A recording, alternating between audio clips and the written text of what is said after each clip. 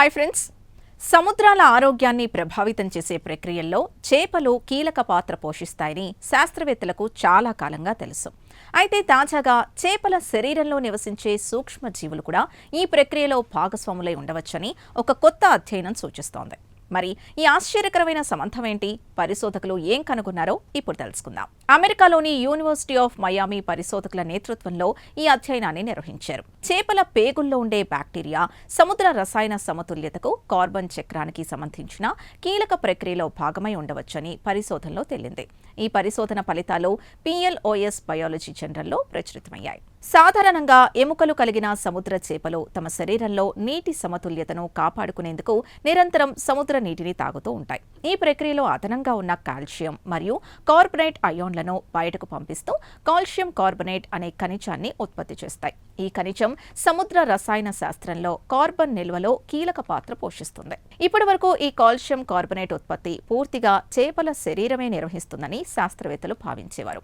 అయితే తాజా అధ్యయనం ప్రకారం చేపల పేగుల్లో నివసించే సూక్ష్మజీవులు కూడా ఈ ప్రక్రియలో కీలక పాత్ర పోషించే అవకాశం ఉందని తేలింది. అంటే ఇది చేపలు, సూక్ష్మజీవుల మధ్య ఉన్న ఒక సహజీవన సంబంధం కావచ్చని పరిశోధకులు చెబుతున్నారు. ఈ విషయాన్ని నిర్ధారించేందుకు పరిశోధకులు గల్ఫ్ టోడ్ ఫిష్ అనే చేపపై ప్రయోగాలు నిర్వహించారు. తక్కువ ఉప్పు, సాధారణ సముద్ర నీరు, అధిక ఉప్పు కలిగిన నీటిలో చేపల్ని ఉంచి పరిశీలించారు. ఫలితాల్లో తక్కువ ఉప్పు ఉన్న నీటిలో కాల్షియం కార్బనేట్ ఉత్పత్తి కనిపించకపోగా ఉప్పు శాతం పెరిగే కొద్దీ దాని ఉత్పత్తి కూడా పెరిగినట్లు తేలింది.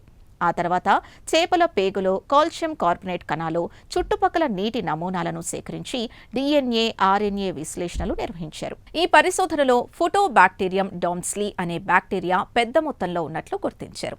ఈ సూక్ష్మజీవులు కాల్షియం కార్బనేట్ ఏర్పాటుకు అవసరమైన జీవరసాయన ప్రక్రియల్లో భాగస్వాములు కావచ్చని ఆధారాలు లభించాయి. ఈ ఆవిష్కరణ సముద్రాల్లో సూక్ష్మజీవుల పాత్ర ఎంత విస్తృతంగా ఉందో మరోసారి చూపిస్తోంది.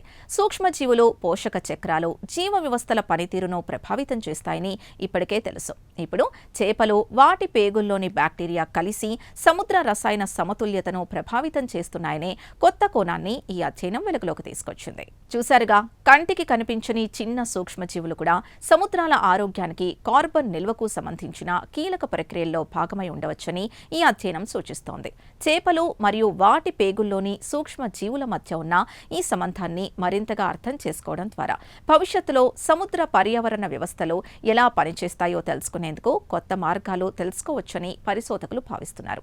ఈ ప్రత్యేక కథనంపై మీ అభిప్రాయాన్ని కమెంట్స్ ద్వారా తెలపండి. వీడియో నచ్చితే లైక్ చేసి ఛానల్ని సబ్స్క్రైబ్ చేసుకోండి.